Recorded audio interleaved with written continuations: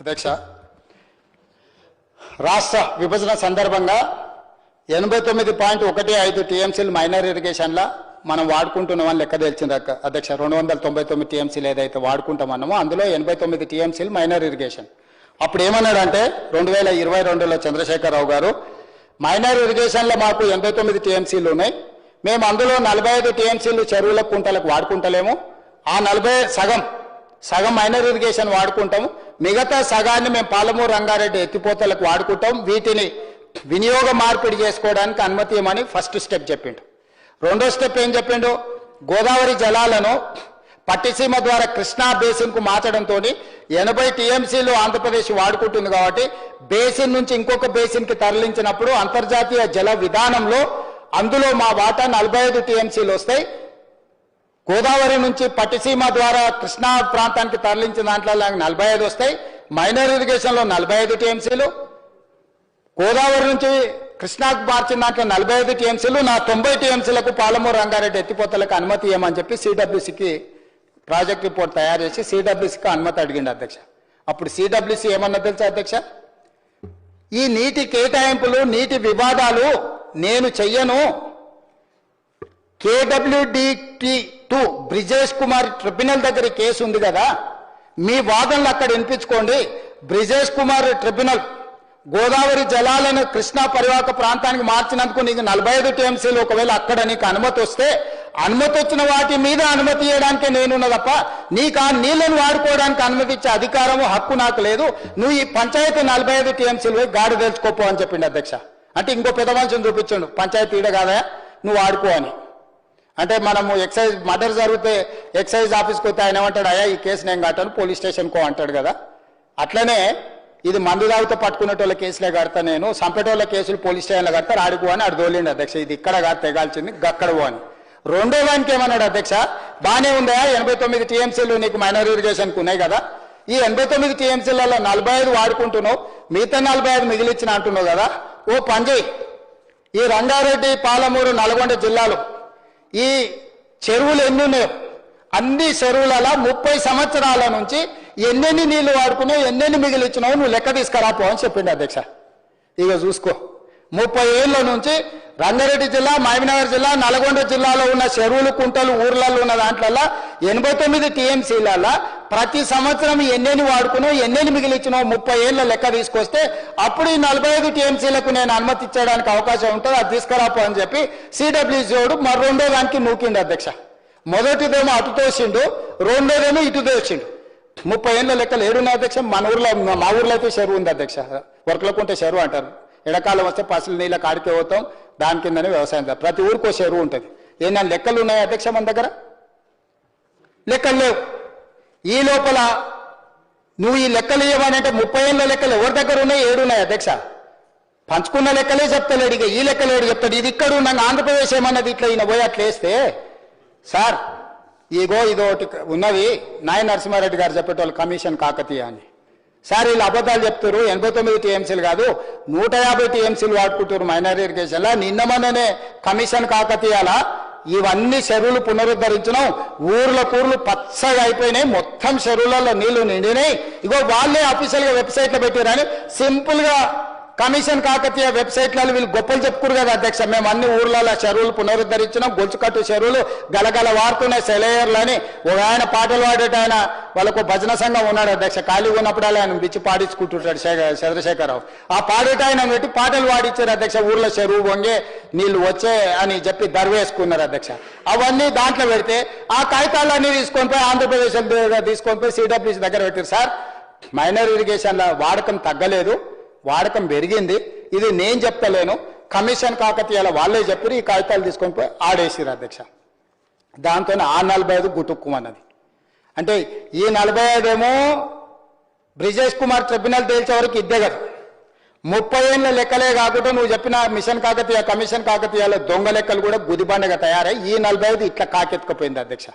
ఇక చెప్పురు అధ్యక్ష, పాలమూరు రంగారెడ్డికి 90 టీఎంసీల అనుమతి ఎట్లొస్తుంది? ఈ స్టేజ్లో పెద్దలు ఉత్తమ్ కుమార్ రెడ్డి గారు సాగునీటి పారుదల శాఖ మంత్రిగా బాధ్యత తీసుకున్నాడు అధ్యక్ష. ఇది మొత్తం ఉపోద్ఘాతం. ఇది వచ్చిన తర్వాత మేము ఫస్ట్ మీటింగ్ పెట్టినాం, మాట్లాడినాం.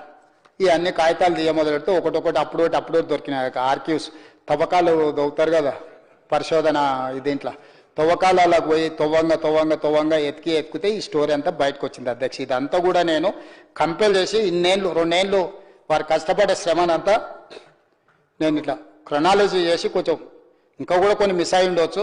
నాకు జ్ఞాపకం ఉన్నంత మేరకు నేను చదివినంత మేరకు నా దగ్గర కాగితాలు అందుబాటులో ఉన్న మేరకు మీకు రాసి ఈ స్టేజ్లో వారికి నాకు ఎంపీగా పనిచేసి కోమటిరెడ్డి వెంకటరెడ్డి గారు మేము ఎంపీగా పనిచేసి ఆ ప్రభుత్వంలో మంత్రులు కానీ ఎంపీలు కానీ మాకు పరిచయం ఉండి ఇక మళ్ళీ పోయి కూర్చున్నాం.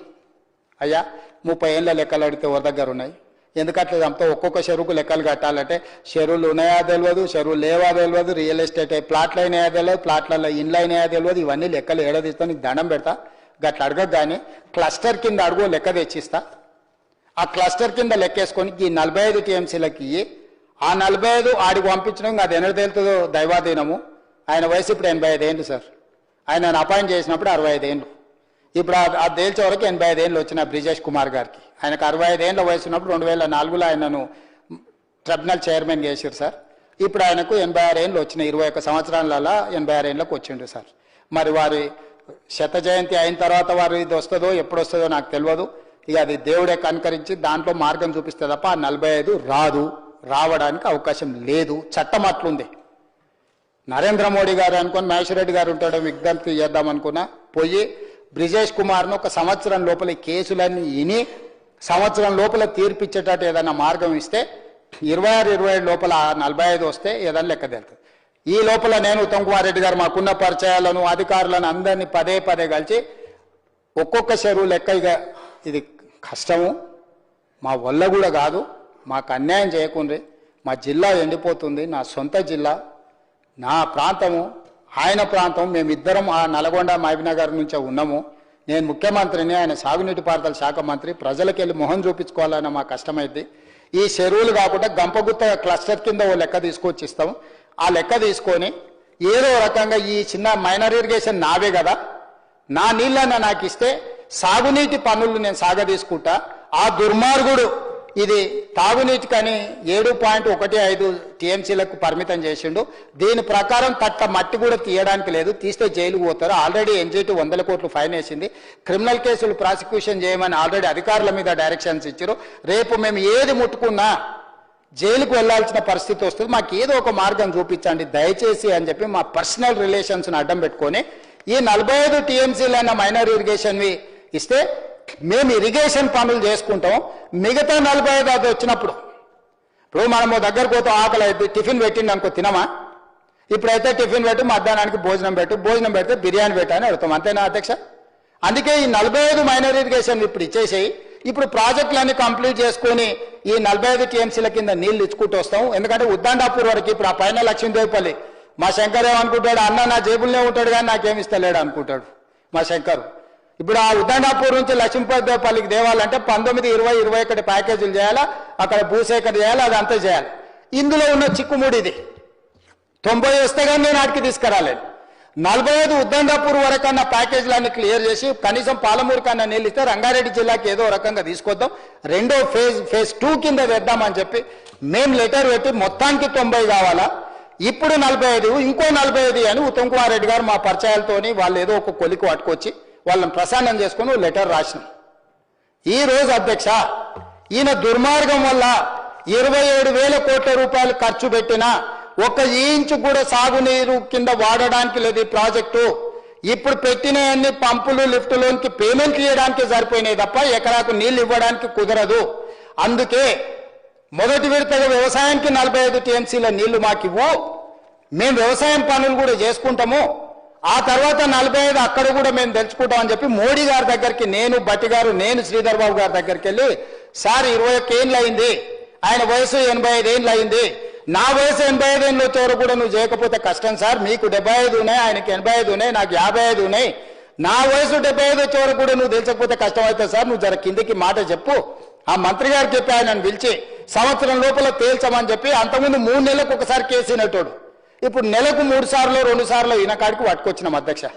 ఇప్పుడు టర్మ్స్ ఆఫ్ రెఫరెన్స్ ఇప్పించడమే కాకుండా తెలంగాణ వాదనలు వినిపించుకుంటూ ఒక కొలిక్కి పట్టుకొచ్చి ఇప్పుడు కొంచెం పట్టాలు ఎక్కించినాం అధ్యక్ష. దేవుడు చల్లగా చూస్తే సంవత్సరం తిరిగే లోపల ఈ రోజు బ్రిజేష్ కుమార్ ట్రిబ్యునల్ నుంచి మనకు కావాల్సిన నీటి హక్కుల కొట్లాడి తెచ్చుకొని ప్రాజెక్టు కట్టాలనేది మా ఆలోచన అధ్యక్ష. ఇంత కష్టపడి ఇంత తిప్పలపడి ఎవడు ఎన్ని తెచ్చినా పట్టించుకోకుండా, ఎవడు చదువు వచ్చిందన్నా రాదన్నా ఇదన్నా అదన్నా, నాకు వ్యవసాయం తెలుసు, కలుపు మొక్కలు వీకే తెలుసు కాబట్టి చూడంగానే గుర్తుపడతాడు. వ్యవసాయం ఏం చదువు వస్తుంది అధ్యక్ష? వ్యవసాయం చేసేటోనికి ఏదో కలుపు మొక్క ఉందో గుర్తుపట్టాడా? తులసి వనంలో గంజాయి మొక్క ఉంటే ఎంతసేపట్లో గుర్తుపడతాడు అధ్యక్ష వ్యవసాయదారుడు? నేను కూడా గట్లనే అధ్యక్ష, వ్యవసాయం కుటుంబం నుంచి వచ్చినోని, ఊరు నుంచి వచ్చినోని, వ్యవసాయం తెలిసినోని, తులసి వనంలో ఆడోటి గంజాయి మొక్కలు ఉంటే వీకలేని అధ్యక్ష నేను. ఆ గంజాయి మొక్కలు పీక్తా అనే భయానికే ఎదురుగొచ్చి నిలబడడానికి భయపడుతున్నారు అధ్యక్ష.